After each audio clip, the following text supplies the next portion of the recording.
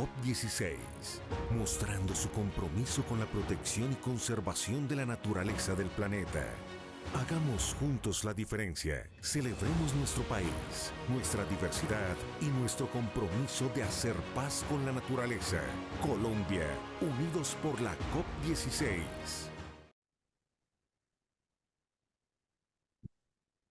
Buenos días y buenas tardes desde donde nos estén escuchando a todas las personas. Bienvenidos a Foros Conexión Biodiversidad, camino a la COP16. Hoy vamos a tener nuestro foro número 6, la biodiversidad acuática continental, la agenda rezagada. Bienvenidos todos y todas desde todos los lugares. Esta conversación del foro es supremamente importante el día de hoy. Primero porque aborda un tema que, como lo dice el subtítulo, es una agenda rezagada, y vamos a hablar de esa biodiversidad asociada al agua, a esa red hídrica, a esos humedales que son tan importantes para la vida de las personas y para el planeta. Soy Clara Ligia Solano, directora de la Fundación Natura Colombia, y hoy voy a ser su moderadora. Antes de iniciar, extendemos nuestro agradecimiento al apoyo brindado por la Embajada de Suecia, el PNUD en Colombia, el Ministerio de Ambiente y Desarrollo Sostenible de Colombia, la Alcaldía de Cali y El Tiempo. Gracias a ellos estamos acá, y por supuesto a todas las organizaciones que hacemos parte del Foro Nacional Ambiental. Recordemos que este conjunto de foros tiene el objetivo de acercar a las personas a las distintas reflexiones que apremian estos tiempos en los que atravesamos la triple crisis planetaria, para generar apropiación social del concepto de biodiversidad desde un enfoque inclusivo, para que todos podamos interiorizar la urgencia de tomar un rol activo frente a la protección de nuestra riqueza natural y, por supuesto, cultural. Antes de dar inicio a nuestro foro número 6, quiero hacer unas cortas reflexiones que introducen el tema de la biodiversidad acuática continental. Sin duda alguna, la seguridad del agua es una preocupación significativa que está aumentando en distintas partes del mundo, tanto por su disponibilidad como por su calidad. Pero el agua no está sola en nuestro planeta y en nuestro sistema. Hay un conjunto de ecosistemas que hacen que el agua esté, y son los humedales. Los humedales, y sin ellos, tanto el ciclo del agua como el ciclo del carbono y el ciclo de los nutrientes se ven significativamente alterados. Sin embargo, y a pesar de la importancia de estas funciones de los humedales, las políticas y las decisiones no tienen suficientemente en cuenta las interconexiones y las interdependencias que, gracias a la presencia de los humedales, se dan para que tengamos disponibilidad tanto de agua como de la biodiversidad.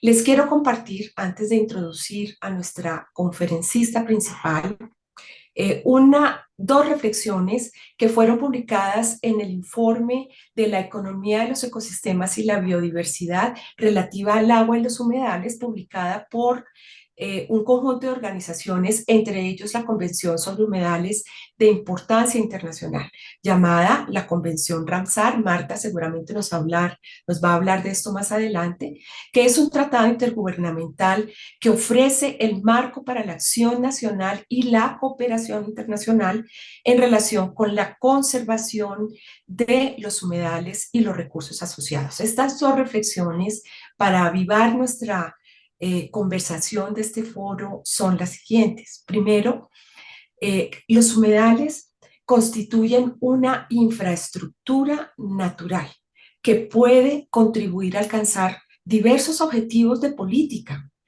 Además de ofrecer calidad y cantidad de agua, tienen el valor incalculable como apoyo a la mitigación del cambio climático y la adaptación a él. Y, por supuesto, a la salud de la gente, a los medios de subsistencia, al desarrollo local y a la erradicación de la pobreza. Y un segundo mensaje clave de este documento es y tiene que ver también un poco con la discusión económica y es la desaparición de los humedales puede llevar a grandes pérdidas de bienestar humano y tener un impacto económico negativo en las comunidades, los países y las empresas. Un ejemplo de ello es el exacerbado problema de seguridad del agua. Y creo que hay dos ejemplos muy claros que nos permiten introducir el tema. Una ciudad como Bogotá en este momento tiene un problema de oferta del recurso hídrico a pesar de estar rodeada de un conjunto de sistema de humedales de alta montaña. Y nos hemos visto forzados a reevaluar nuestra relación con el agua porque está en este momento siendo nuestro sistema teniendo problemas sobre lo que oferta frente a una ciudad que está en crecimiento. Y un segundo ejemplo que traigo, que me parece también totalmente pertinente, fue una noticia que salió hace pocas semanas, un informe de la FAO de Naciones Unidas, donde nos daba un dato que creo que muestra un poco y habla de la degradación de la biodiversidad que está asociada a los sistemas acuáticos continentales de agua dulce. Y ese dato se refiere a que por primera vez cerca del 50% de, de ese recurso pesquero que consume toda la sociedad, viene el 51% viene de sistemas de acuicultura y el 49% y destaca que el 49% viene de pesquerías. Bien, con estas reflexiones y con esta información, pues entonces doy la bienvenida a nuestra conferencista magistral, la doctora Marta Rojas. Bienvenida, Marta. Y antes de empezar tu charla, voy a contar un poco sobre ti. Marta es secretaria ejecutiva de la Comisión Ballenera Internacional. Anteriormente, Marta fue secretaria general de la Convención Ramsar sobre humedales. Su compromiso con la conservación, el desarrollo sostenible y la equidad ha sido un hilo conductor de su carrera, desde el nivel local hasta las más altas instancias de la política internacional. Antes de unirse a la Convención de Humedales, Marta fue jefa de Defensa Global y subsecretaria general de CARE International, donde lideró el trabajo en políticas locales y globales en la lucha contra la pobreza, el desarrollo y la ayuda humanitaria. Bueno, Marta, entonces te damos la bienvenida y adelante con tus ideas, debates y conversaciones sobre la biodiversidad acuática continental, una agenda rezagada. Muchas gracias, Clara, por esa introducción con unas ideas que son muy, muy relevantes para el tema de hoy. Quiero empezar por agradecer a los organizadores por este evento, por esta serie de eventos que creo que son muy importantes cuando nos vamos acercando a este momento tan importante que es la COP16 de biodiversidad y que está organizada en Colombia. Y es un placer además estar con Clara y además con Carlos y con Mariana en esta discusión. Entonces, como bien dijo Clara, este es el tema, este es el título de mi presentación. Y voy a empezar por mostrar un poco cuáles son las noticias que hemos visto estos últimos días. Hemos visto que ha sido el verano más caliente, un récord histórico. Hemos visto las sequías que están afectando la capacidad agrícola en muchas partes en África. Hemos visto las inundaciones como la de Bangladesh. Hemos visto la extinción de peces de agua dulce. Y como mencionaba Clara, lo que está viviendo Bogotá con racionamiento de agua cuando tienen una oferta hídrica tan importante. Entonces, estos son los temas del día y todos hablan de humedales, todos hablan de biodiversidad acuática. Lo que no es muy claro es si las personas que leen estas noticias se dan cuenta o saben o tienen el conocimiento de saber que todas estas noticias están relacionadas con estos ecosistemas, porque estos ecosistemas ayudan a enfrentar este tipo de eventos y este tipo de retos frente a los cuales nos encontramos. Entonces, lo que yo voy a hacer en esta intervención es reflexionar sobre esta agenda rezagada de la que desafortunadamente no todo el mundo sabe, y voy primero a dar una muy corta definición de qué es esta biodiversidad acuática continental, para después hacer unas reflexiones sobre su estado, su importancia y por qué es una agenda rezagada, y después entraré a la parte principal, que es cuáles son los retos, cuáles son las oportunidades que aporta la Convención de Biodiversidad para avanzar esta agenda, y terminaré dando algunas pistas de intervenciones que me parecen a mí claves para justamente tratar de poner esta agenda donde debería estar. Entonces, ¿qué es la biodiversidad acuática continental? Aquí estamos hablando de ecosistemas que están relacionados con el agua, son áreas inundadas, puede ser de forma permanente o estacional, y incluye tipos de ecosistema como los pantanos, los lagos, los ríos, los estuarios, las ciénagas. Y aún, por ejemplo, dentro de la definición de la Convención Ramsar, se incluyen también los humedales construidos, como por ejemplo los cultivos de arroz. De pronto, una reflexión acá es el nombre: biodiversidad acuática continental. Humedales, ¿quién entiende humedales? En otros ámbitos, como en los Objetivos de Desarrollo Sostenible, se habla de los ecosistemas del agua. Uno de los retos ha sido, habiendo trabajado en Ramsar, es que tanto la gente entiende el concepto de wetland, de humedal, y muchas veces se entiende mucho más cuando se habla de los tipos, como en los lagos, los ríos, los estuarios, etc. Pero bueno, esta es la biodiversidad de la que vamos a hablar hoy. ¿Y cuál es su estado? El estado de los humedales de agua dulce hoy es que son los ecosistemas más amenazados del planeta. Desde 1970 se han perdido a nivel global 30% de los humedales. Si miramos las tasas, se están perdiendo a una tasa 3 veces más rápida que la de los bosques. ¿Y quién está consciente de eso? Cuando vemos en las noticias, ahí sí que es el ecosistema más amenazado hoy. Sabemos además que tiene unos valores a nivel de biodiversidad, como por ejemplo, ahí se encuentra un tercio de todas las especies del planeta. Perdón, hay un tercio de especies que están en peligro de extinción, y lo que iba a decir es que hay 10% de las especies que viven allí, a pesar de que solamente cubre 1% del territorio. Entonces, tenemos un ecosistema amenazado, un ecosistema en donde se está perdiendo no solamente la extensión, sino también la riqueza desde el punto de vista de las especies. ¿Y por qué? ¿Por qué hemos perdido tantos humedales? Hemos perdido tantos humedales porque es un ecosistema que no se ha valorado. Históricamente, ustedes seguramente habrán oído cómo en los siglos pasados la idea de civilizar un territorio era secarlo, era drenar los humedales. Se veían como sitios de enfermedades, como sitios que no servían para nada, y eso hizo que históricamente en muchos sitios se destruyeran los humedales para construir ciudades, como por ejemplo Berlín, para la agricultura o para otro tipo de uso. Lo que vemos hoy es que las principales causas de pérdida de estos humedales son justamente el cambio de uso de suelos, es la extracción excesiva de agua, es la polución. 80% del agua no tratada se vierte directamente en los humedales.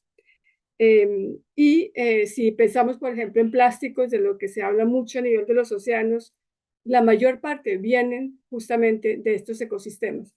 O sea que todos estos problemas hacen que estos ecosistemas se encuentren muy amenazados y que no se hayan valorado, y por eso mismo se estén destruyendo y se sigan destruyendo a una tasa tan importante.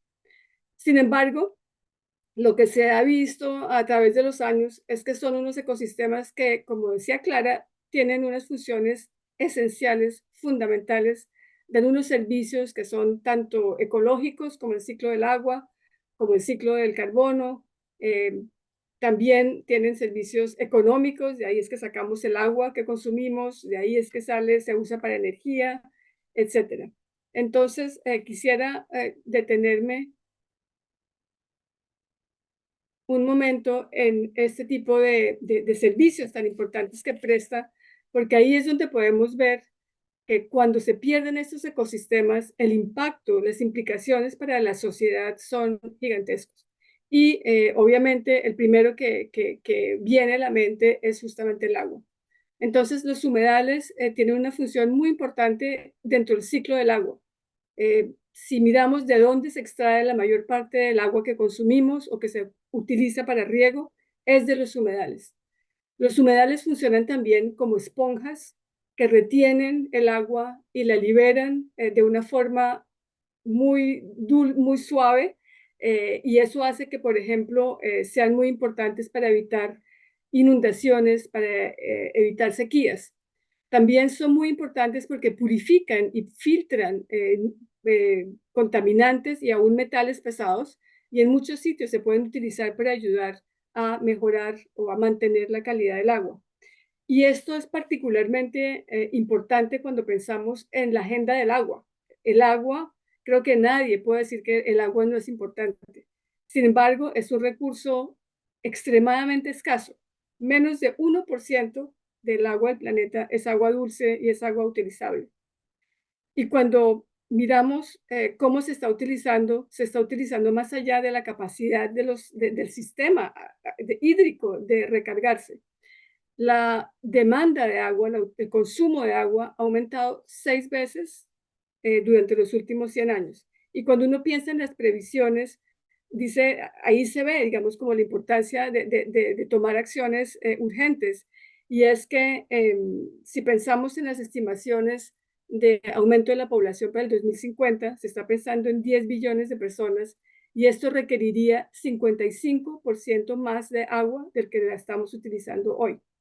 Si miramos las personas que pueden estar afectadas, se estima que 1.8 billones de personas estarían en el 2050 en situación crítica de estrés hídrico. Y todo esto, obviamente, con el cambio climático no hace sino aumentar. Y ahí es donde ve uno si esos ecosistemas cumplen esa función de regular, de almacenar, de ser fuente, de purificar. Entonces se ve cómo las dos agendas tienen que estar más unidas, y que el rol de los humedales de mantener la calidad y la cantidad de agua y asegurar que hay agua para la vida, para la economía, pues es fundamental. Si miramos el cambio climático, esta es otra información. Cuando uno está en cualquier reunión, aún, digamos, dentro del contexto de la conservación de la naturaleza, y se habla de sumideros de carbono, se habla de los bosques. Pues los humedales son los mayores sumideros de carbono de todos los ecosistemas que existen. Entonces, por ejemplo, si tomamos las turberas, como por ejemplo los páramos arriba de Bogotá, las turberas en el mundo cubren 3% de la tierra y almacenan 2 veces más carbono que todos los bosques tropicales del norte, etcétera, en 3%. O sea que cuando uno piensa en dónde conservar carbono, es una estrategia absolutamente eficaz de pensar en conservar estos ecosistemas que tienen este carbono acumulado durante centenas de años a veces en la tierra, que cuando se secan, lo que se vuelven son emisores de gases de invernadero. El otro factor, el otro rol muy importante de esos ecosistemas en el cambio climático es justamente, como les explicaba, cómo mantienen los flujos de agua. Son muy importantes para evitar los eventos climáticos extremos. Una cifra que es muy importante tener en cuenta es que 90% de los desastres naturales tienen que ver con el agua. Entonces, poder utilizar estos ecosistemas para poder solucionar los problemas que vienen de cambio climático es fundamental. Y obviamente para la adaptación y para la resiliencia de las comunidades. Si miramos biodiversidad, que es el tema de la Convención de Biodiversidad, pues el tema como faro, como les decía, cubre 1% de la tierra y tiene 10% de las especies, tiene 1/3 de las especies de vertebrados, y son muy importantes también para todo lo que es la conectividad. Si miramos migración de aves, son los ecosistemas que permiten justamente a las especies que hacen grandes migraciones, son los sitios donde paran a nutrirse y son los que permiten que estas especies existan. Y lo mismo pasa, digamos, cuando hablo de una migración de los peces. Entonces, con todo esto se puede pensar que si el agua es tan importante para la agricultura, si el agua da pesca, pues es un factor de sustento de millones de personas y la base de la salud, de la economía y del bienestar de muchas comunidades y economías. Esto, Clara se refería a un estudio que se hizo sobre el estudio de los valores ecosistémicos. Fue una serie de estudios y se hizo uno especial sobre los humedales, en el que se miraron cuáles eran los valores económicos de los diferentes ecosistemas. Y aquí se ve en la cuarta barra de abajo para arriba, esos son los humedales de aguas continentales. 2 puntos más arriba están los bosques tropicales y más abajo están los otros humedales de aguas marinas y costeras. O sea que son humedales que tienen un enormes valores, es una agenda rezagada, pero con un potencial gigantesco de darle el valor que se merece. Y ahí es en donde entra el plan de biodiversidad. No voy a dar detalles sobre qué es el plan de biodiversidad. El nombre técnico es el marco global de biodiversidad de Kunming-Montreal, y creo que los comunicadores de la convención hicieron muy bien en llamarlo el plan de biodiversidad, que es mucho más fácil de entender, que como ustedes saben es un acuerdo que hicieron los países sobre 4 objetivos con 23 metas para poder revertir la tasa y la pérdida de biodiversidad a nivel de ecosistemas, de especies y de diversidad genética. Quisiera, antes de entrar al tema de la Convención de Biodiversidad, decir que si se han perdido todos estos ecosistemas no es porque no se haya hecho nada. Como decía Clara, yo estuve a cargo de la Convención Ramsar, que se firmó en el 1972, más de 50 años de acción con países comprometidos, y se pregunta uno, pues con todo eso, ¿por qué estamos donde estamos? Lo que ha ocurrido es que mucho del trabajo que se ha hecho hasta ahora ha sido dentro del contexto de una comunidad que todas están convencidos de que los humedales son los ecosistemas más importantes y por lo tanto nos están mirando hacia afuera. Y quería mencionar que un punto muy importante en la reflexión y en las políticas mundiales fueron los Objetivos de Desarrollo Sostenible, en el que se une por primera vez de verdad la agenda ambiental con la agenda de desarrollo. Y aquí pues se puede ver cómo los humedales están conectados con todos los objetivos de desarrollo sostenible. Entonces, volviendo al plan de biodiversidad, ¿por qué este plan es tan importante dentro de la charla que estamos teniendo hoy? El plan de biodiversidad es importante porque no es un plan de la Convención de Biodiversidad, es un plan para todos. Es un plan que pueden aplicar todos los sectores gubernamentales, que pueden aplicar todos los actores públicos y privados. Es un plan que está a nivel global, pero que pide a nivel nacional que también tenga sus metas, que haya estrategias nacionales de biodiversidad para poder lograr los objetivos globales. Es también una oportunidad de movilizar compromisos y recursos. Es una agenda que tiene mucha visibilidad, entonces se puede utilizar para poder promover más acción a nivel de los ecosistemas que nos interesan en la charla de hoy. Pero también es importante pensar que la conservación y la restauración de esta biodiversidad acuática es fundamental para poder alcanzar los objetivos del plan de biodiversidad. Si no conservamos los humedales, no vamos a lograr los objetivos. Entonces, con estos puntos sobre por qué es tan importante el plan de biodiversidad, quiero proponerles 6 retos, tal como decía el título, para ver cómo se puede aplicar este plan de biodiversidad, cuáles son los retos, cuáles son las oportunidades para poder estar de acuerdo con los estándares que se están proponiendo a nivel de la Convención de Biodiversidad. Entonces, el primero es la necesidad y el llamado a tener una agenda ambiciosa de conservación y de restauración de los ecosistemas de agua dulce. Hay tres metas muy importantes dentro de ese plan que hablan justamente de eso y se conocen con el 30 por 30. El primero es que se pide que se haga una restauración de los ecosistemas degradados, de al menos 30% de los ecosistemas degradados hacia el 2030. El otro es que se conserve con medidas basadas en áreas, puede ser áreas protegidas u otro tipo de áreas, que tengamos más del 30%, al menos 30% de áreas de estos ecosistemas protegidas. Y el último es sobre la extinción de especies, con planes para su recuperación y con particular énfasis en las especies amenazadas. Y les quiero dar una anécdota de por qué subrayé los ecosistemas de aguas continentales, porque en la negociación de este marco, que duró varios años, en el que tuve el gusto de estar muy implicada, el objetivo, la meta, habla de la restauración de 30% de los ecosistemas terrestres y marinos. Esto así fue durante mucho tiempo la negociación y algunas organizaciones como nosotros en Ramsar, pero WWF y otros empujamos para poder decir explícitamente incluyen los ecosistemas acuáticos. No estaba y fue muy, muy difícil tenerlo. Esto para decirles que aún dentro del contexto de la convención, meter los humedales no ha sido tan fácil.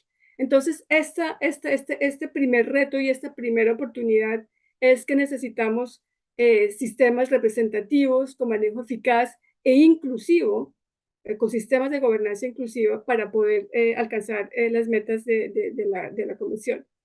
Y ya se ha tomado acciones. Quería simplemente mencionar, esto fue una iniciativa que se lanzó en la Cumbre del Agua en Nueva York el año pasado, liderada entre otras por Colombia, en que hay 46 países comprometidos en restaurar 300.000 kilómetros de ríos degradados y restaurar 350 millones de hectáreas de humedales degradados en el 2030.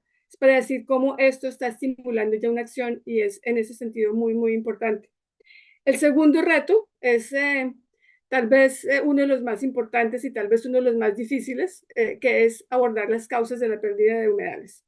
Porque como les decía, si nos quedamos solamente en la comunidad de los que pensamos que los humedales son tan importantes, no se va a lograr avanzar. Tuve el placer de estar con Clara hace un par de meses en la Ciénaga de Zapatosa y era muy claro que podemos hacer todas las acciones de restauración, pero si no se arregla el problema de polución, no vamos a lograr salir adelante, digamos, con los objetivos que se tienen de conservación y de utilización sostenible.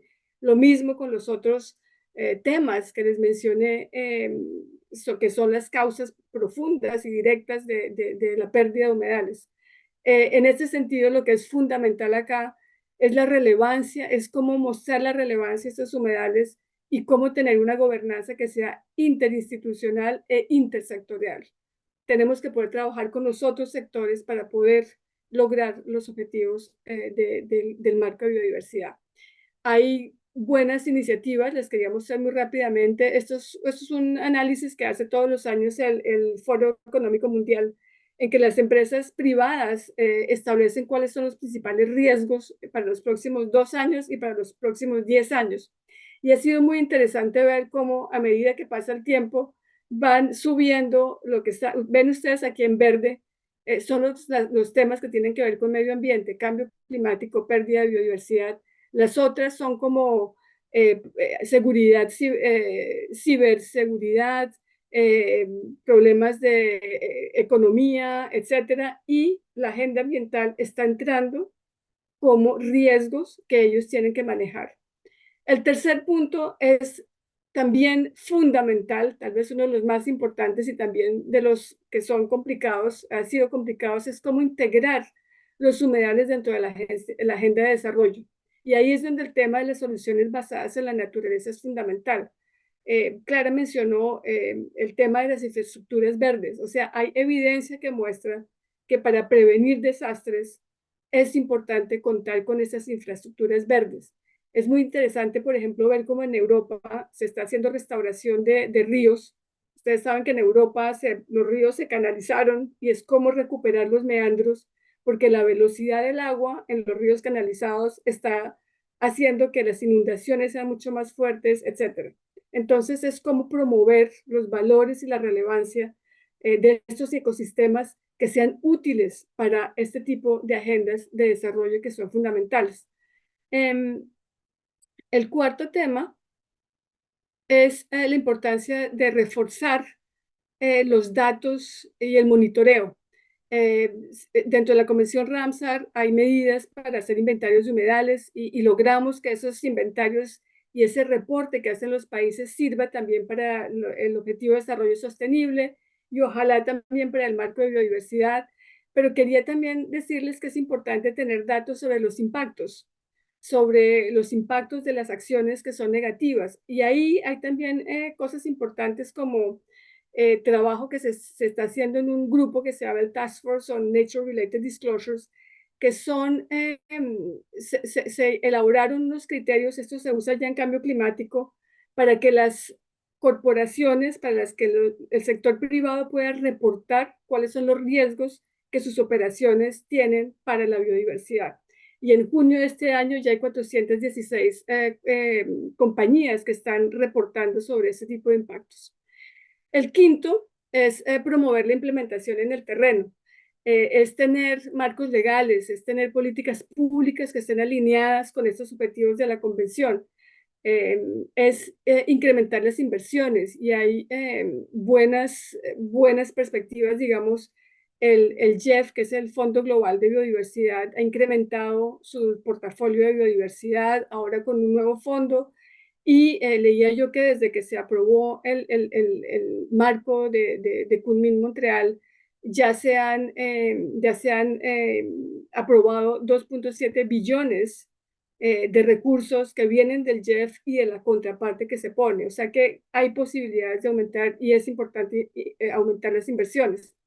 Y muy importante también reducir los incentivos perversos, los incentivos económicos que lo que hacen es fomentar que se destruyan los humedales y aumentar los positivos. Entonces es cómo integrar la agenda económica.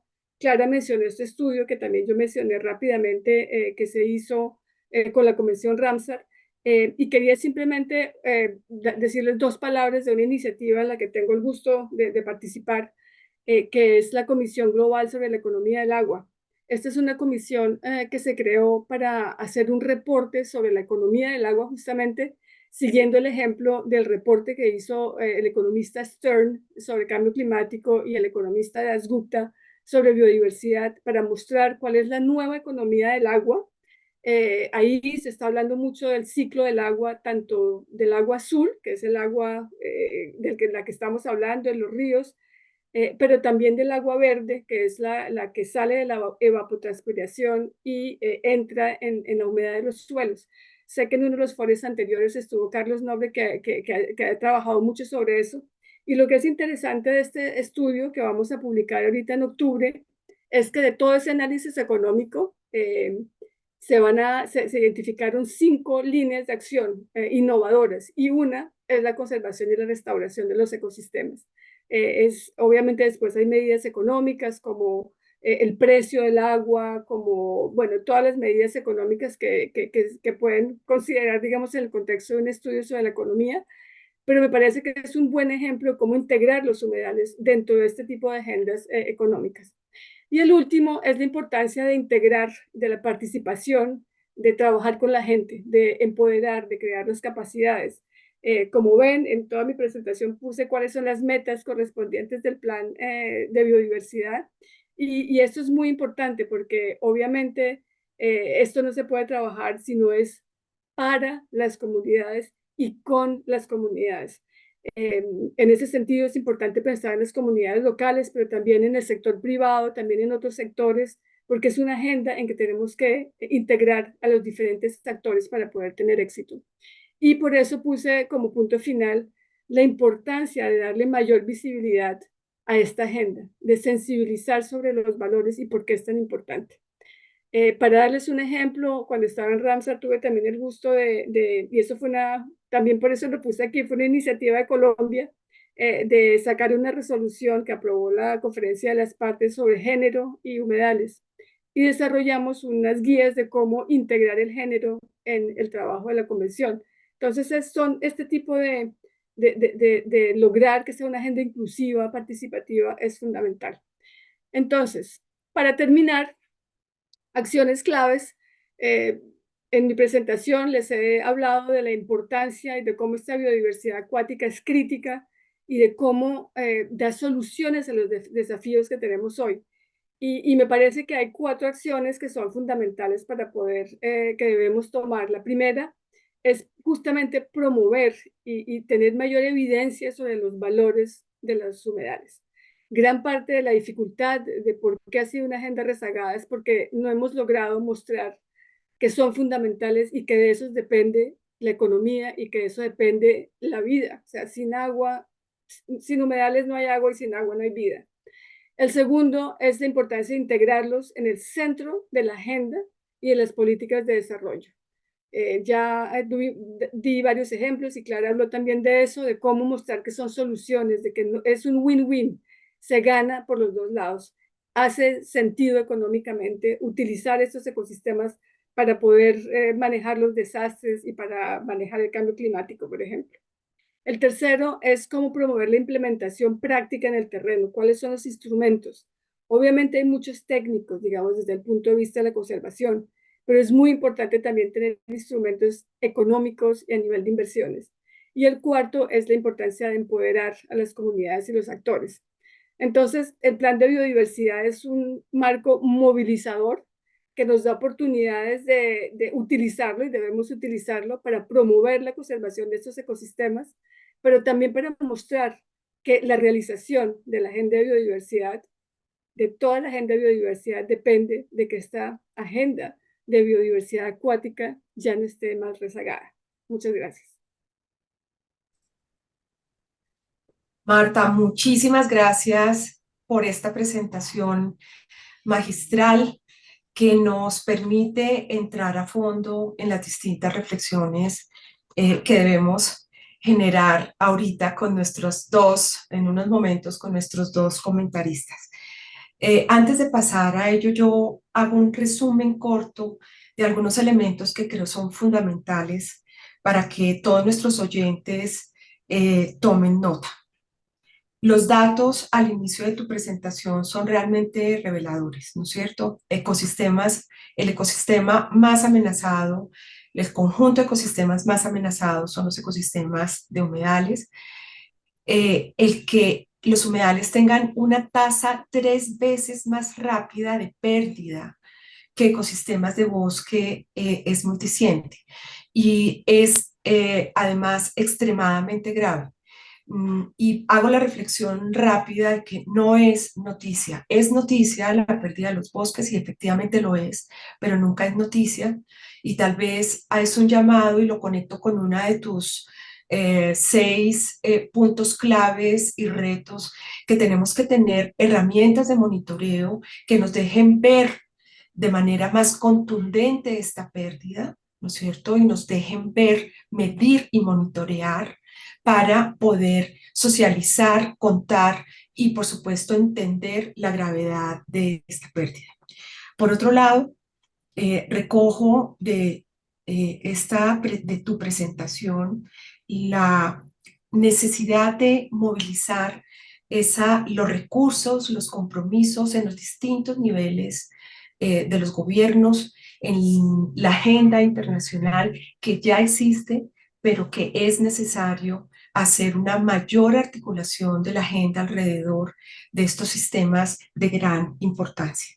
Los retos, los 6 grandes retos que nos visibilizas y nos pones en el tablero, hacen una mención a casi todas las metas del nuevo marco de biodiversidad, lo que hace explícito que la biodiversidad y el agua son 2 elementos que son totalmente transversales a el conjunto de metas del marco, pero hay unos que son mucho más explícitos.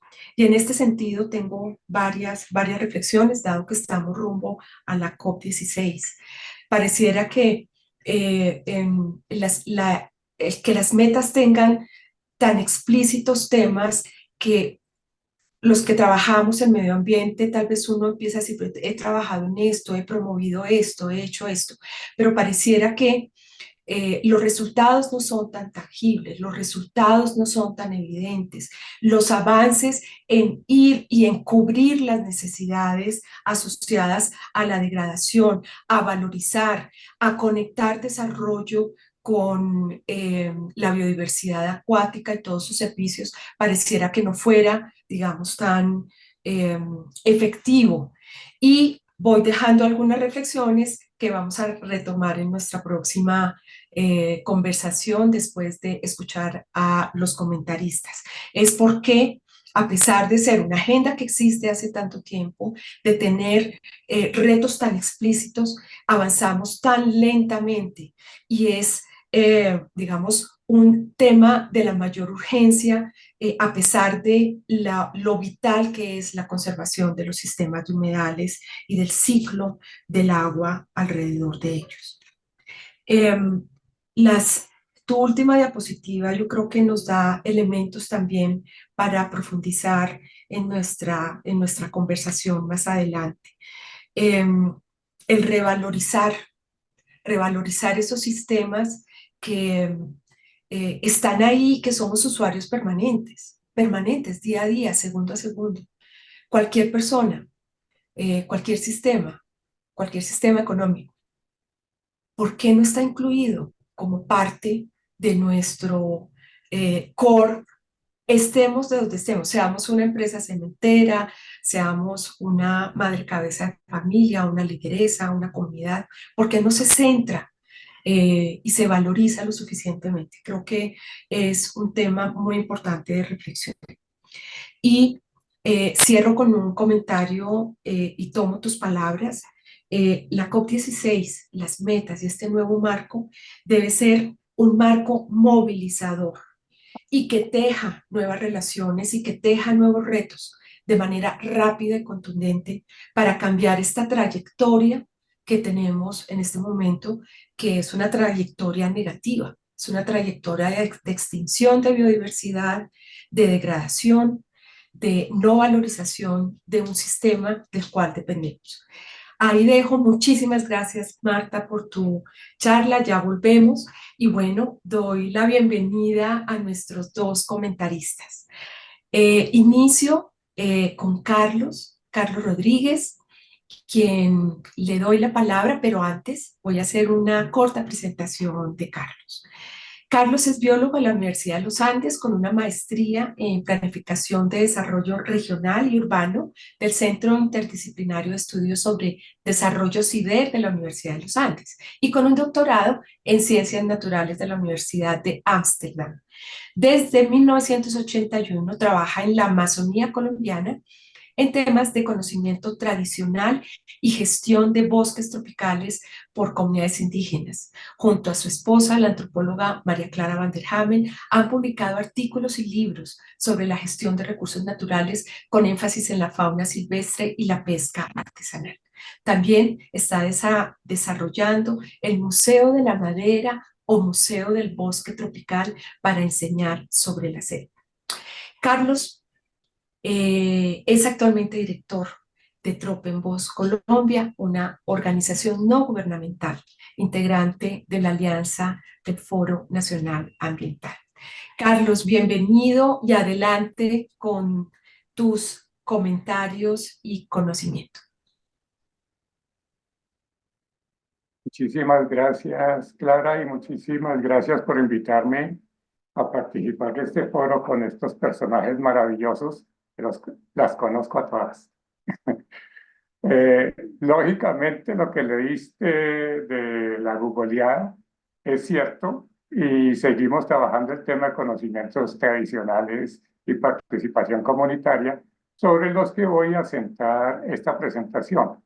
Marta nos presentó todo este marco global y toda esta visión internacional, pero lógicamente en todo eso se hace mención a los conocimientos tradicionales y a la participación. Sobre eso voy a hacer el énfasis en este caso.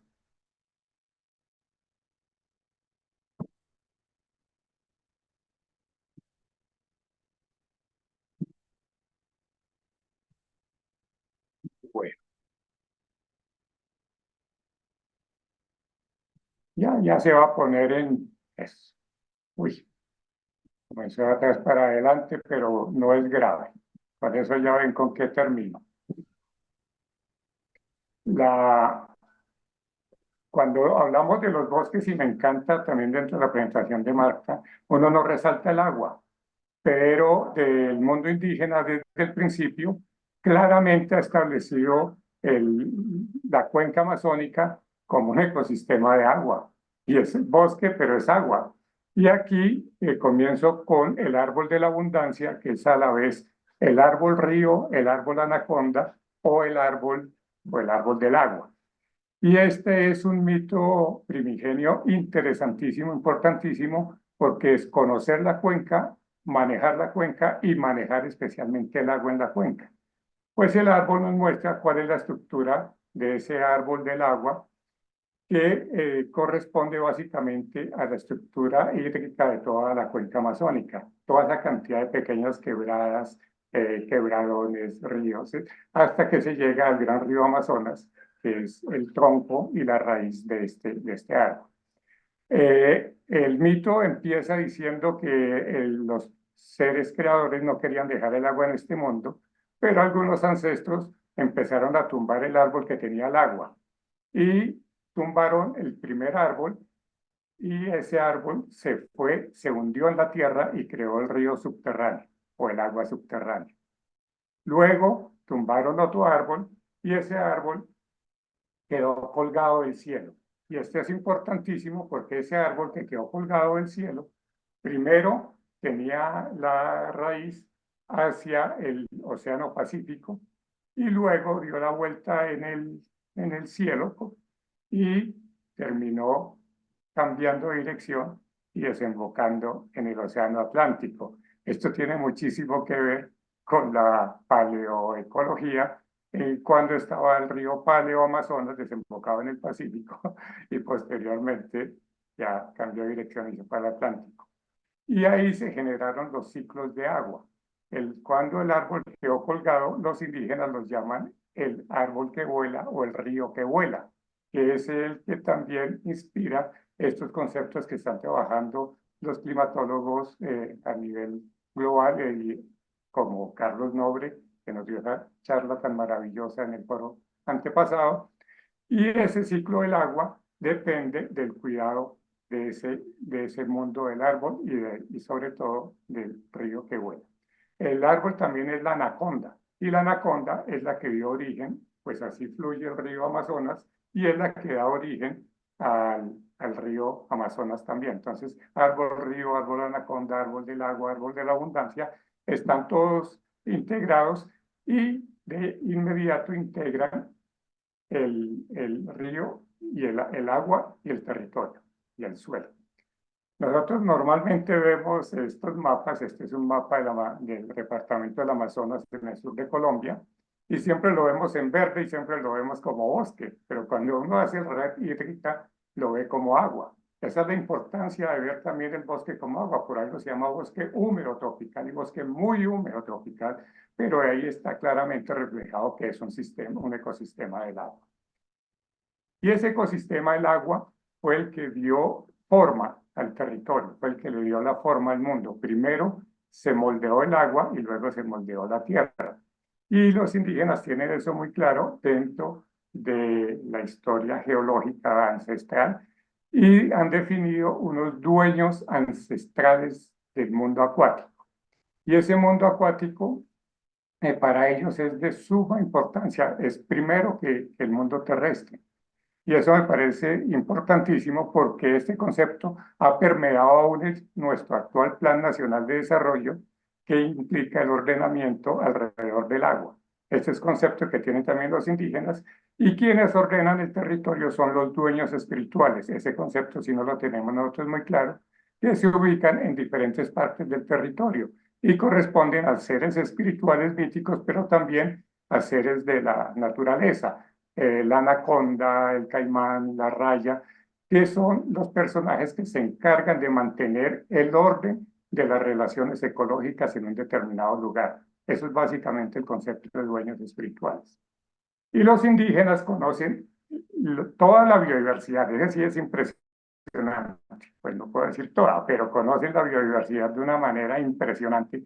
Y por ejemplo, en el mundo de los peces, recitan los peces desde el nacimiento del río Amazonas hasta 3.500 kilómetros arriba, sitio por sitio y especie por especie, y nombran casi 1.000 especies en recitaciones que pueden durar hasta 7 minutos. Eso es increíble. Y así van haciendo la distribución biogeográfica de todas las especies. Aquí tenemos la de la nutria gigante, que también la recitan, en qué sitios están, dónde están los ejemplares grandes, dónde está cada manada, y en dónde están los ejemplares pequeñitos a los que se ubican en las cabeceras de las quebradas, que son especies que casi no conocemos. Ese conocimiento de la biogeografía es impresionante porque se da sobre todas las especies acuáticas que nos podamos imaginar: el caimán, las boas, las rayas, las tortugas. Y todo esto es porque ellos tienen un cuerpo mítico supremamente sofisticado. Entonces se dan la mitología de origen. Cada ser en la naturaleza tiene un origen. Y aquí están los orígenes del mundo de los peces. Ahí también hablan de la sirena. Ese es un mito compartido. Y la sirena dio origen a unos peces y los artefactos de la cultura material para la transformación de yuca también dio origen a toda una serie de peces. Esto es importante porque tiene que ver con los sistemas de clasificación y con el cuidado y el uso que se tiene de cada especie. Entonces, forman sistemas de clasificación aquí relacionados con las enfermedades y las dietas. Entonces, cuando hay un enfermo grave, tienen una serie de peces para atender la dieta y curar a esos enfermos graves. Casi todos son peces de cabecera de quebradas. Cuando hay la dieta para un parto, también las mujeres se alimentan de especies de peces que no son sucias, que no tienen contaminación y que no les van a dañar el cuerpo y que van a permitir que no sea traumático en el momento del nacimiento. Y que es importantísimo para nosotros, que es un sistema de clasificación para el aprendizaje. Parece que yo nunca cumplí esas dietas.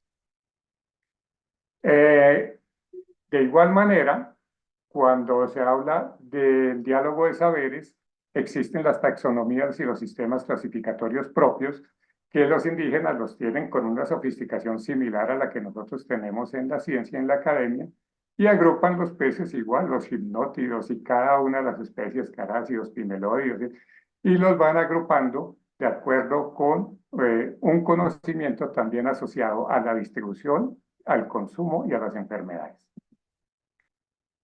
Y conocen con una claridad impresionante los ciclos de vida de cada especie.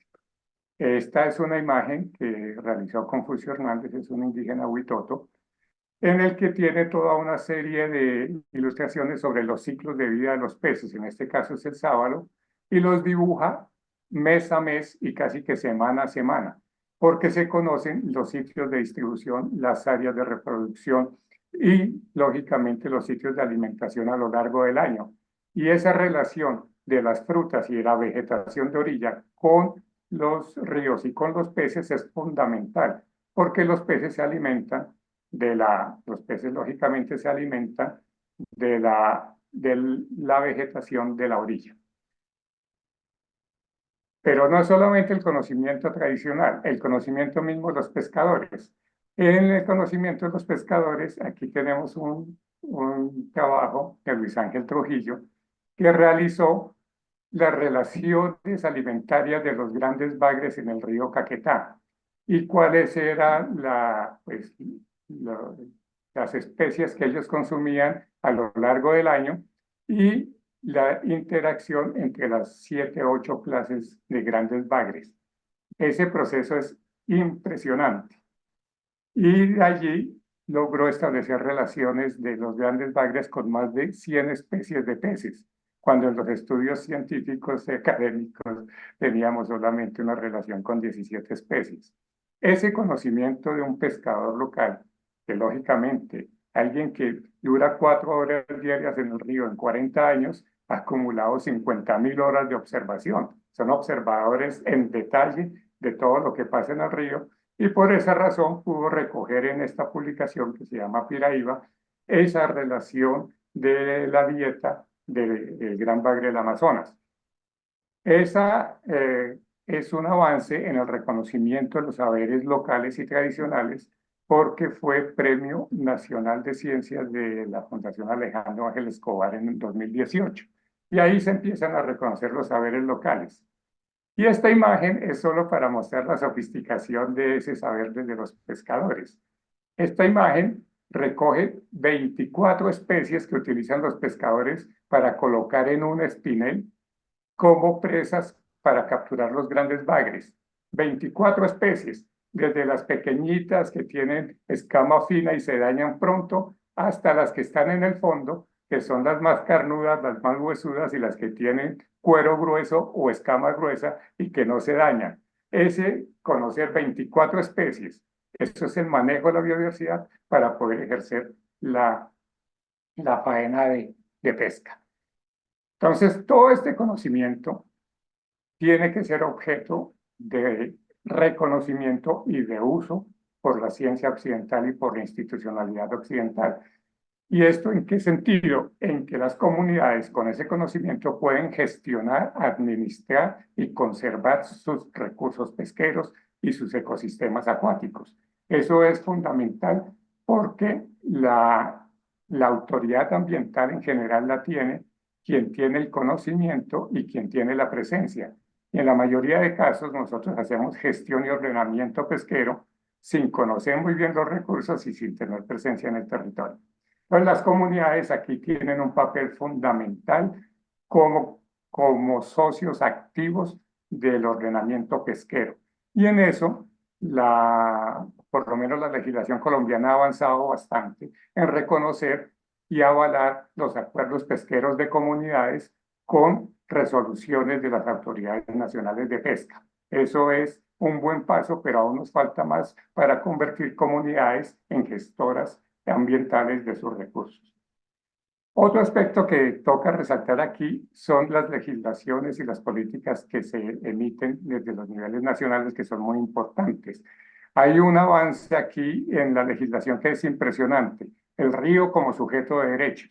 Esta parte del nuevo constitucionalismo de la naturaleza como sujeto de derechos es fundamental y en Colombia ya se han declarado algunos ríos como sujetos de derecho y eso es fundamental porque reconoce las necesidades del río mismo, la necesidad de fluir, la necesidad de extenderse, la necesidad de estar sano, de estar saludable y a la vez reconoce toda la bioculturalidad, esa relación que han establecido las comunidades con los territorios agua a través del tiempo y sus prácticas para el cuidado. Eso puede facilitar la participación aún mayor de las comunidades en la gestión, recuperación, restauración de todos estos ecosistemas acuáticos. Y otro tema es la patrimonialización, que este es también un tema bien interesante, porque hace poco en Colombia se patrimonializó la pesca artesanal de los pescadores en el río Magdalena. Eso es maravilloso, ese reconocimiento es un gran espaldarazo a las comunidades de pescadores y también los visibiliza. Pero esta patrimonialización tiene que tener resultados en la práctica y esperamos que eso sirva para fortalecer la gobernanza y esas prácticas tradicionales para la conservación de los recursos que tienen las comunidades. Pero de ahí también algún día se va a patrimonializar también la pesca indígena. Entonces la patrimonialización tiene muchas ventajas, pero también tiene todos unos desafíos. Y aquí cabe el tema de los impactos sobre estos ecosistemas y sobre estos conocimientos. El impacto de la minería ilegal del oro. Con el uso del mercurio, la minería del oro en la Amazonia ha sido espantosa. Los estudios que hizo Parques Nacionales hace unos años en Colombia mostró que la concentración de mercurio en los peces es altísima y sobre todo en muchas de las especies de consumo. Y la concentración de mercurio en humanos mostraba 35 y hasta 40 veces más la cantidad permitida o recomendada por la Organización Mundial de la Salud. Estos son temas que afectan tanto a las poblaciones de peces y toda su biodiversidad, pero afectan también el futuro de las comunidades y la salud de las comunidades ribereñas. La construcción de hidroeléctricas, de jarillones, de todo tipo de infraestructura que corte la conexión entre ecosistemas también se está dando de manera acelerada en la Amazonia y los impactos son enormes. El romper la conectividad es enorme y los impactos de represas, por ejemplo, se ven a decenas y a centenares de kilómetros del sitio de origen. Alteran toda una dinámica del río.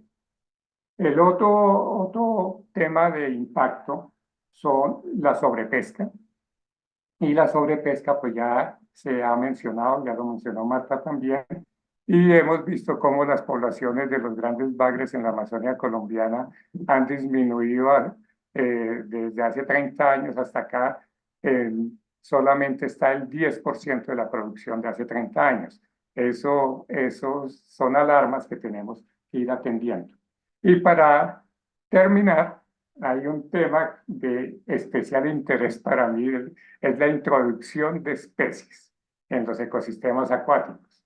Es increíble que Colombia, que tiene miles de especies, la Amazonia, que tiene más de 2000 especies, se pretende hacer introducción de especies foráneas, así sea para la acuicultura. Ya hemos visto el impacto que causan estas especies foráneas sobre los ecosistemas y Colombia ha tenido una política, eso que tenemos problemas en Colombia con los pasaportes.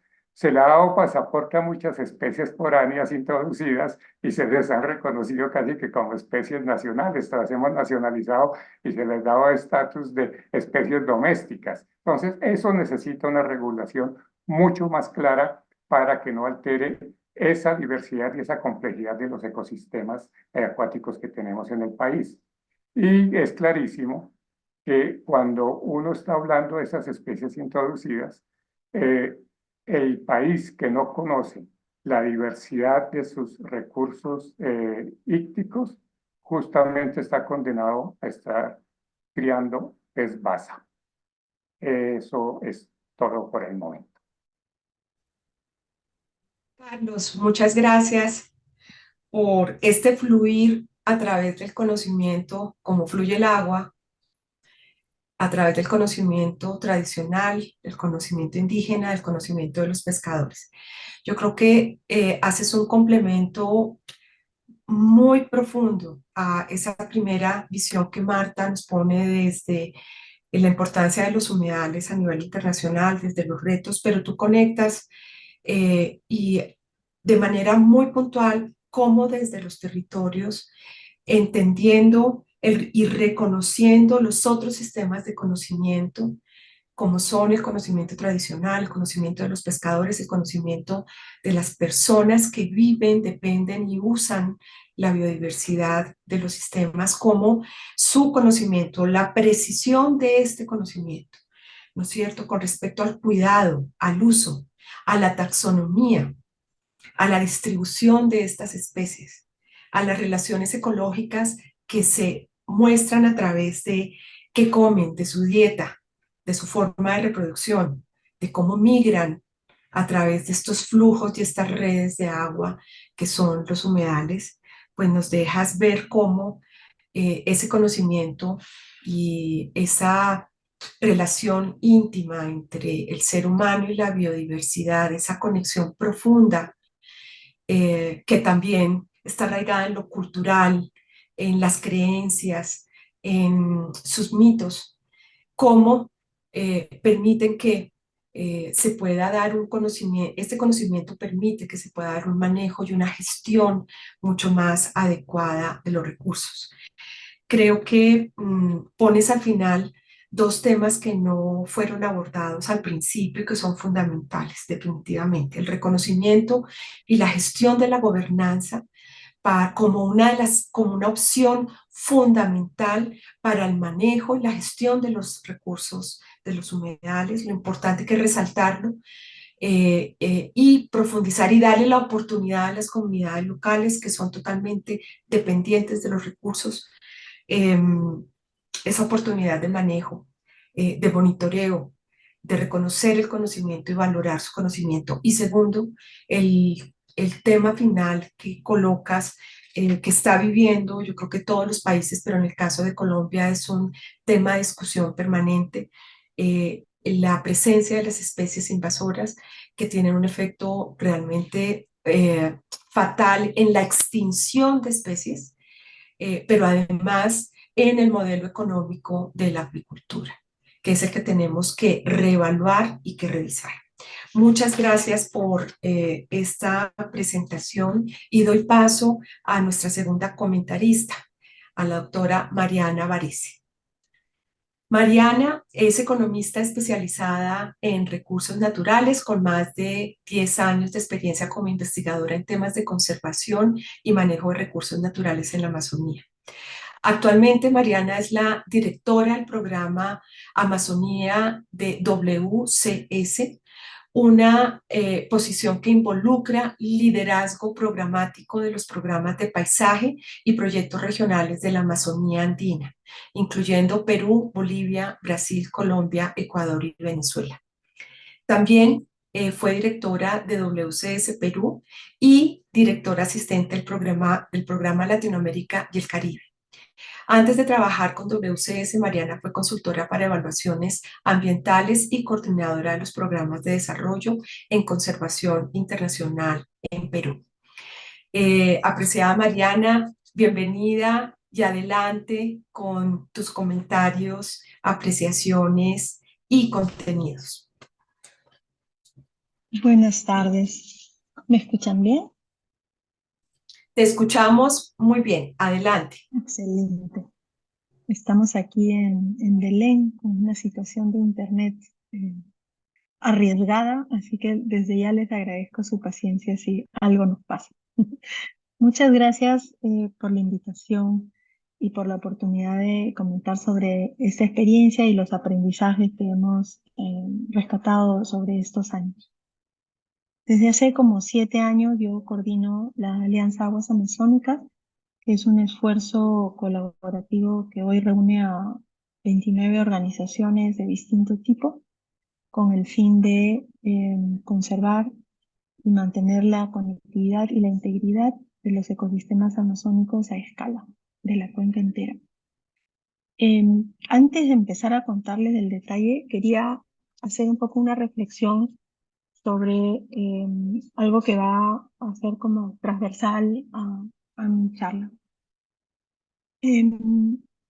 Esta foto es una foto que tomé en Manaos del encuentro de las aguas entre el río Amazonas, que está a mi izquierda, espero que esté a su izquierda, si no a su derecha, es el de color chocolate, y el río Negro, que es un río de aguas negras, que es el color té negro oscuro. Estas aguas, por decenas de kilómetros, corren una al lado de la otra, y por ratitos se van juntando, ahí pueden ver manchitas de color intermedio, en unos remolinitos, o por ratos corren en paralelo sin tocarse. Al final, de todas maneras, se van a mezclar y van a crear una nueva química, un nuevo tipo de aguas. Y esta foto me lleva a reflexionar cómo somos así con el conocimiento. El conocimiento científico acreditado, y por otro lado el conocimiento indígena, el conocimiento local y el conocimiento que le llamamos contextual, que es el que cualquier ciudadano o ciudadana puede tener, que también contribuye a comprender mejor nuestro entorno y a abordar los desafíos que enfrentamos en nuestro entorno. Entonces, uno de los grandes desafíos que enfrentamos para pensar cómo mantener los humedales y en este caso la conectividad de la Amazonía entera y de sus ecosistemas acuáticos es que no hemos logrado un buen diálogo, conversación entre los distintos tipos de conocimiento que se encuentran en la Amazonía.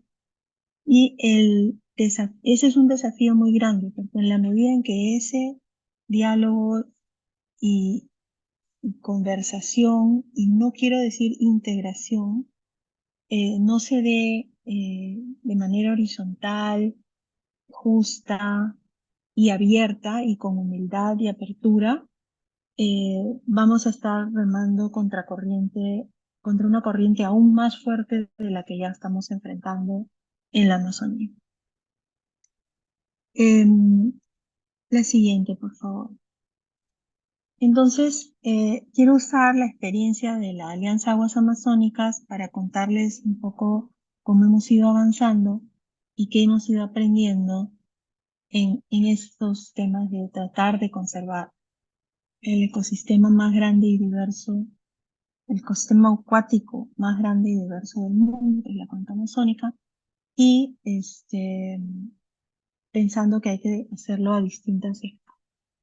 Entonces, nuestra red reúne organizaciones de centros de investigación, universidades, organizaciones de sociedad civil que hacen conservación en terreno y también algunas organizaciones de base.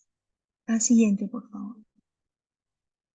Retomando un poquito lo que ya comentó Marta, el desafío de la conservación de la cuenca amazónica y de su desarrollo sostenible está estrechamente vinculado al futuro de sus ecosistemas de agua dulce, sus ríos, bosques inundables, lagos, lagunas, sabanas inundables, etc. Pero al mismo tiempo al bienestar y al futuro de su gente.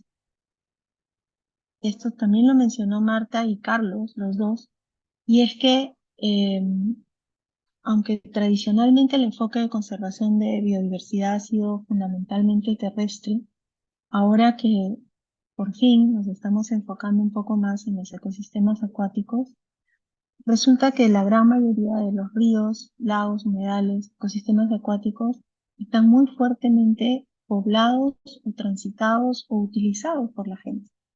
Gente local, gente de las ciudades, gente de fuera. Entonces, su futuro, su manejo sostenible, su conservación, su restauración, definitivamente pasa por hacerlo con la gente, por la gente, desde la gente. Ahora, un espacio tan enorme y diverso como la Amazonía, ¿cómo hacemos? Entonces, en la Alianza Aguas Amazónicas, aprovechamos un esfuerzo de síntesis muy grande de ciencia. El siguiente, por favor. Y optamos por probar, hacer el experimento de pensar en los grandes bagres migratorios como una excelente perspectiva que cuenta una narrativa clara, intuitiva, que permita hablar del fortalecimiento de la gobernanza y conservación de los ecosistemas acuáticos y su conectividad. No solo los grandes bagres migratorios son centinela de la salud y conectividad de la cuenca amazónica desde los Andes hasta las llanuras del Atlántico, sino que también son integrales para los pueblos amazónicos. Más del 80% de las estadísticas de desembarque pesquero en la cuenca son peces migratorios. Siguiente, por favor.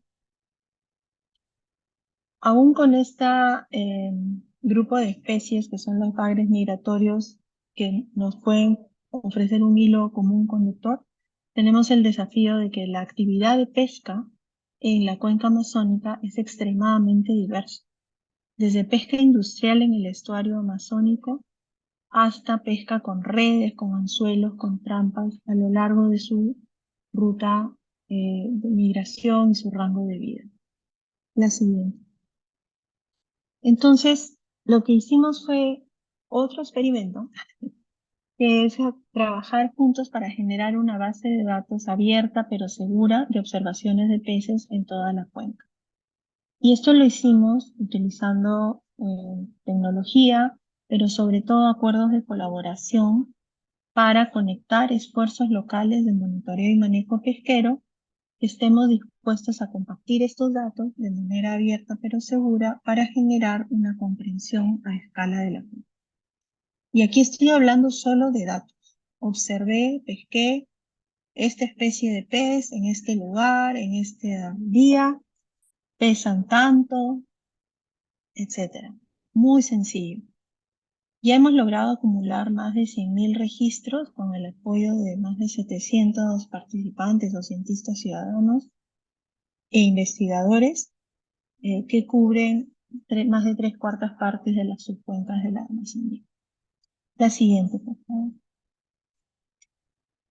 Y este año, hace unos meses, no yo, pero colegas científicos hicieron un análisis de los datos para ver si estos datos, que no son recogidos con el método científico tradicional, sino en base al aporte voluntario de distintas personas, pescadores sobre todo, pero también investigadores y gente aficionada, ha mostrado que los datos son consistentes con los hallazgos de la literatura hasta la fecha, pero además que para varias especies clave, los rangos conocidos de ocupación se han extendido, que son como las líneas rojas que pueden ver en los 3 mapitas de abajo. Es decir, la participación ciudadana en investigación colaborativa ha contribuido significativamente a la ciencia. Ya pronto sale el artículo. La siguiente, por favor. A la par de estos esfuerzos, han habido muchas reuniones de trabajo y esfuerzos colaborativos de distinto nivel y entre distintos actores.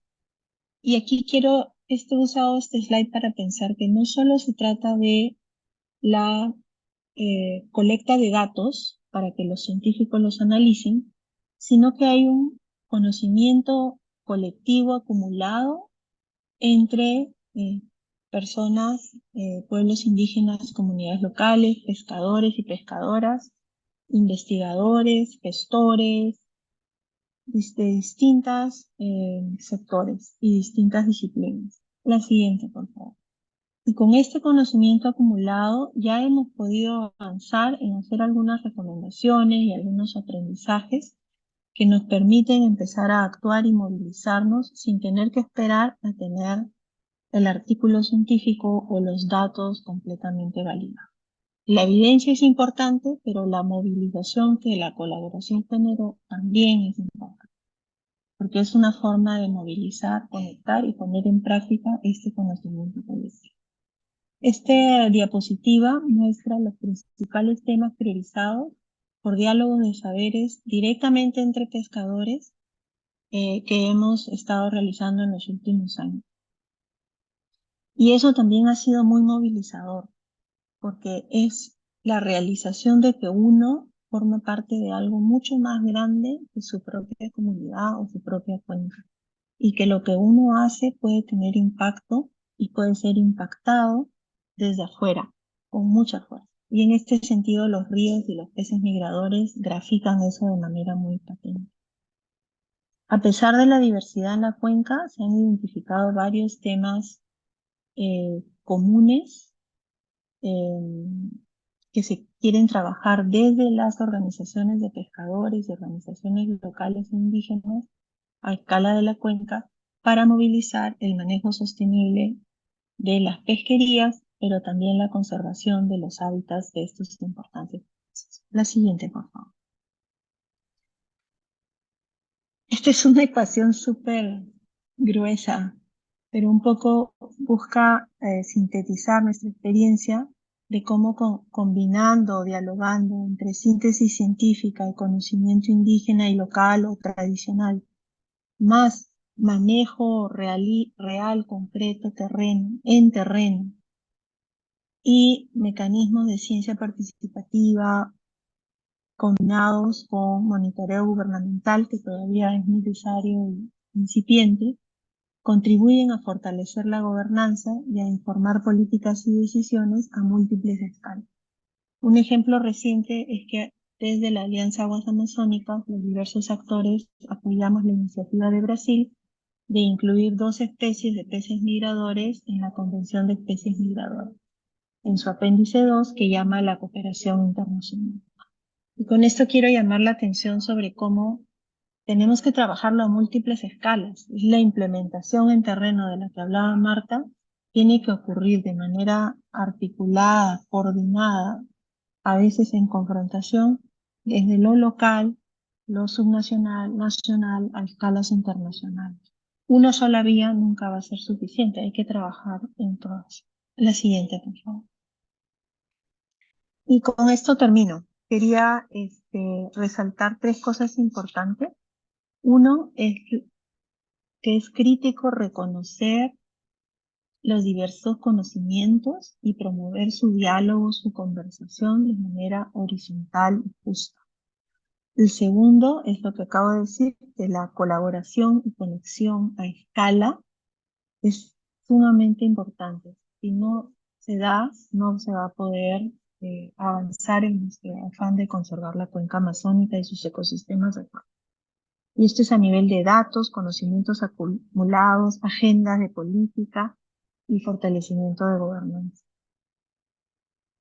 Y tercero, aunque hay varios avances ya demostrados, todavía hay un desafío muy grande para generar una agenda común, política, económica, desde terreno, que evite que la voz de pueblos indígenas, comunidades locales, que son los que viven y defienden el terreno, se pierda conforme se va subiendo en la escala de los espacios de decisión. Es una batalla muy importante y que hay que mantener, y esperamos que en la COP16 de biodiversidad se pueda ver que hay aún más avances en este sentido. Gracias.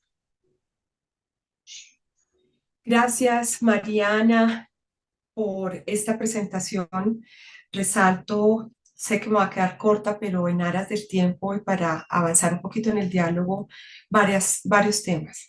Aguas Amazónicas es una alianza de múltiples organizaciones. Se puede trabajar transversalmente, se puede trabajar entre las instituciones, se pueden hacer esfuerzos conjuntos para abordar desde una escala que es como es el bioma amazónico. Esto es un ejemplo de lo que nos cuentas hoy, de cómo el conocimiento o el uso de las herramientas con la gente podemos abordar problemas de altísima complejidad, como es interpretar la salud y la conectividad usando los bagres de la Amazonía, y cómo esas redes de trabajo permiten hacerlo.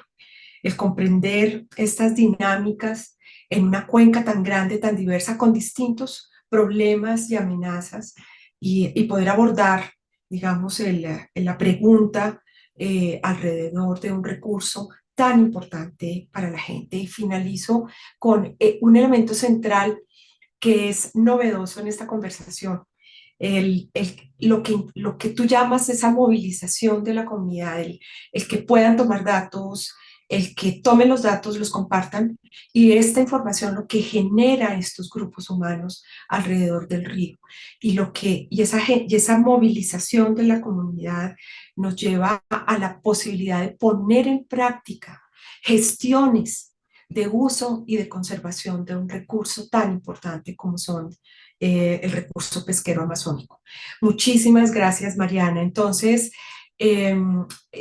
Marta, Carlos, Mariana, voy a hacerles una pregunta muy concreta que conectando con nuestra COP16, y empiezo por supuesto con Marta, y es, ¿qué esperas tú? O sea, ¿con qué saldrías tú muy contenta y decir, valió la pena la COP16 en un país tropical, en Colombia, en Sudamérica?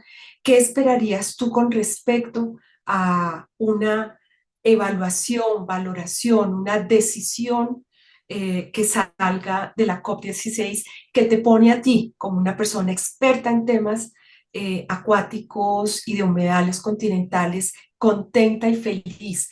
¿Qué esperarías tú que pasara en esa COP16 que dijeras, esto sí me cambia la trayectoria? Gracias por la pregunta, y muy interesante las contribuciones de Carlos y Mariana. Creo que antes de contestar, simplemente decir cómo es importante mirar eh, la importancia de estos ecosistemas desde el punto de vista local, desde el punto de vista de las comunidades, desde el punto de vista de los diferentes tipos de saberes. O sea que muchas gracias por eso. La COP16 va a ser muy importante en general, porque es la primera COP después de que se aprobó el marco de biodiversidad, el marco global de biodiversidad. Entonces hay mucha expectativa desde el punto de vista de cómo se va a operacionalizar Entonces hay unos temas, por ejemplo, en términos de lograr un acuerdo o de poder implementar un marco de seguimiento. Hablábamos antes de metas, de indicadores, etcétera. Yo debo decir que ha sido una discusión muy compleja porque todo el mundo quiere poner esos indicadores y al final va a ser muy difícil medir, pero ahí hay una oportunidad que me parece importante de poder avanzar sobre ese tema. Hay otro tema en la agenda muy importante que es la ciencia para la implementación del marco de Kunming-Montreal. Entonces, ¿cómo se puede avanzar justamente teniendo en cuenta lo que escuchamos, los diferentes tipos de conocimientos de ciencia que pueden ayudar a la implementación? Y hay un tema que se ha priorizado en esta COP, que es el tema de financiación y de creación de capacidades, porque todo lo que hablamos necesita financiación, necesita recursos, necesita capacidades a todos los niveles. Entonces yo creo que un punto importante que esperaría es que haya compromisos más importantes para poder avanzar en la puesta en marcha, justamente la implementación del potencial que nos da el marco de Kunming-Montreal para poder tener impacto, digamos, a nivel nacional y a nivel local. Debo decir también que, bueno, Colombia ha puesto muy en alto el tema de paz con la naturaleza.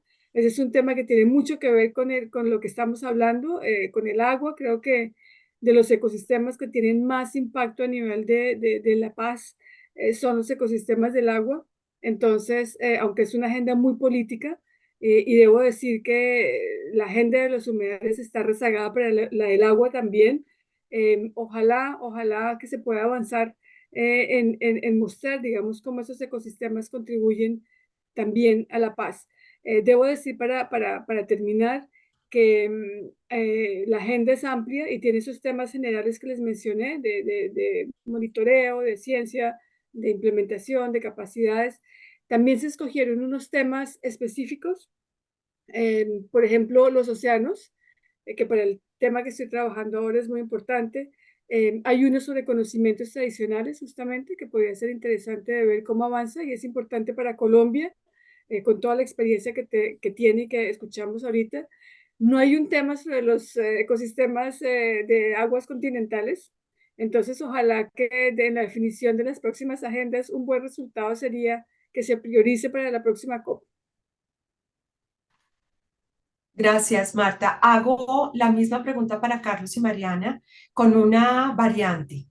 ¿Qué esperan de la COP y con qué saldrían muy felices si se lograra una expectativa que quiero que nos la expongan? Pero la variante es basado en su experiencia desde la participación de la gente y desde la gobernanza local.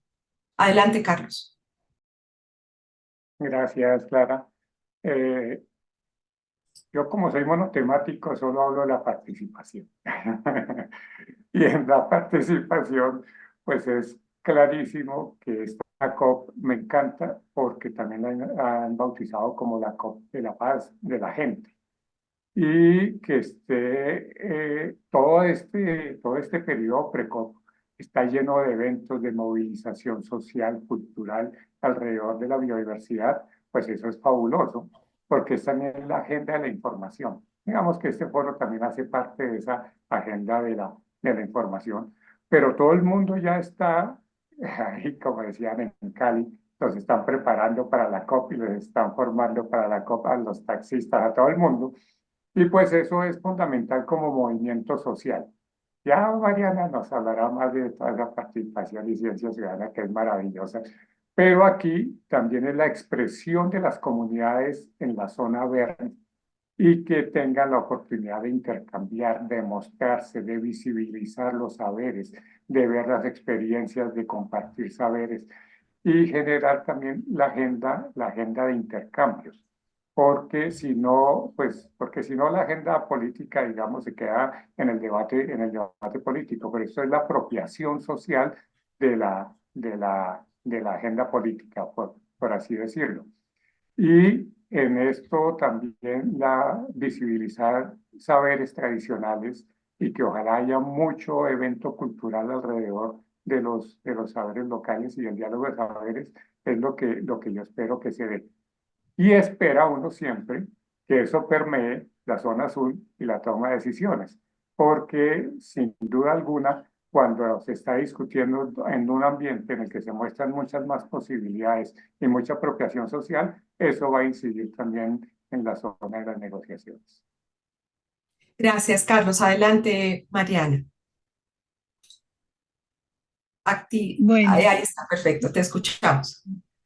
yo quiero ver, como decimos en Perú, una mano en el pecho y otra en el bolsillo derecho. Quiero ver real inversión y financiamiento efectivo, porque todavía seguimos escuchando muchas palabras y no vemos que llega al terreno para pueblos indígenas, comunidades locales que hacen una gestión seria del territorio. Y no estoy hablando solo de compensación por conservación, sino desarrollo integral. Todavía es escandalosa la forma en que aquellos pueblos que están haciendo más por conservar la Amazonía todavía no tienen servicios básicos como agua potable.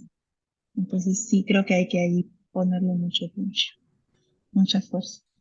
Y la segunda, relativa al tema del conocimiento, creo que también desde la comunidad científica, de investigación y de gestión, y desde las organizaciones indígenas, tenemos que hacer un esfuerzo más grande por generar una o varias plataformas de conocimiento compartido para contestar de manera oportuna y accionable las grandes preguntas para conservar los ecosistemas acuáticos del cuenca amazónico.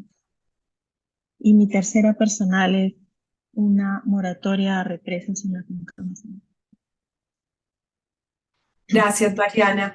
Antes de cerrar, una idea inspiradora, una frase, una palabra, como lo quieran, varias frases, para cientos de personas que nos están escuchando y que quisiéramos enviar un mensaje a todos sobre cómo acercarnos más a la biodiversidad acuática. ¿Qué les diríamos? Eh, ¿Qué les comunicaríamos? ¿Qué mensajes les mandaríamos a todas esas personas que quisieran acercarse más, quisieran interrelacionarse, quisieran alinear su ciclo de vida con la naturaleza acuática, con la biodiversidad acuática? ¿Qué les dirían cada uno de ustedes? Y con esto cerramos. Marta, adelante. Activa tu... Me pones siempre de primeras, yo les diría, ya que están en Colombia, vayan a un páramo, porque cuando uno va a un páramo, siente no solamente la belleza de un humedal, siente el agua fluyendo en el aire, en la tierra, en las hojas, siente uno, sin saberlo, ahí está todo el carbono del que estamos hablando, de ahí viene el agua para las ciudades, y yo creo que si uno establece esa conexión también no solamente racional, o sea, los puntos que yo expuse son muy racionales, económicos, etcétera, pero creo que hay una parte y es que uno puede enamorarse de los humedales. Entonces, invitaría a las personas a que vayan a un páramo, que vayan a una ciénaga y creo que saldrán con una idea muy distinta y se volverán campeones como nosotros para conservar los humedales. Gracias, Marta. Adelante, Carlos. No, yo voy a que con mayor información y mayor participación podamos hacer que la agenda rezagada fluya. Gracias, Carlos. Mariana. Yo, en la línea de Marta, seamos curiosos, aprendamos. Hay un montón de herramientas y proyectos de ciencia participativa o ciencia ciudadana en los que podemos participar en la ciudad, en el campo, en cualquier lugar, y podemos aprender. Y de la misma forma que aprendemos de la naturaleza, aprendamos de los otros también. Escuchemos a los otros, y porque esto no lo vamos a resolver solitos. Tenemos que estar conectados y colaborar para poder avanzar. Gracias, Mariana. Bueno, hemos llegado al punto final de nuestro foro La Biodiversidad Acuática Continental, la Agenda Rezagada. Gracias a nuestra conferencista, a nuestros dos comentaristas por sus ideas, por su conocimiento, por transmitirnos cada uno de sus aprendizajes y vivencias propias. Es lo más maravilloso hablar con este conocimiento salido de tantos años de trabajo en los distintos ámbitos. Hoy aportamos a este conjunto de foros desde una visión que mezcla el conocimiento internacional, la agenda internacional con la experiencia más local, pero también con la experiencia local volcado hacia la visión más de bioma, como es el último caso que vimos. A todos, muchísimas gracias por acompañarnos hoy. Los invitamos de manera muy especial al próximo foro número 7 titulado La biodiversidad de los mares, donde contaremos con la moderación de la profesora Sandra Vilardi, con la conferencia de Valeria Pizarro, investigador senior del Instituto Perry para las Ciencias Marinas, y con comentarios del profesor de la Universidad de los Andes, Armando Sánchez, y la directora ejecutiva de la Fundación Ecomares, Elvira Alvarado. Los esperamos en nuestro próximo foro y sigan conectados y nos vemos en la COP16. En un momento crucial para nuestro planeta, Colombia es la sede de la Cumbre Mundial de Biodiversidad, la COP16, mostrando su compromiso con la protección y conservación de la naturaleza del planeta. Hagamos juntos la diferencia. Celebremos nuestro país, nuestra diversidad y nuestro compromiso de hacer paz con la naturaleza. Colombia, unidos por la COP16.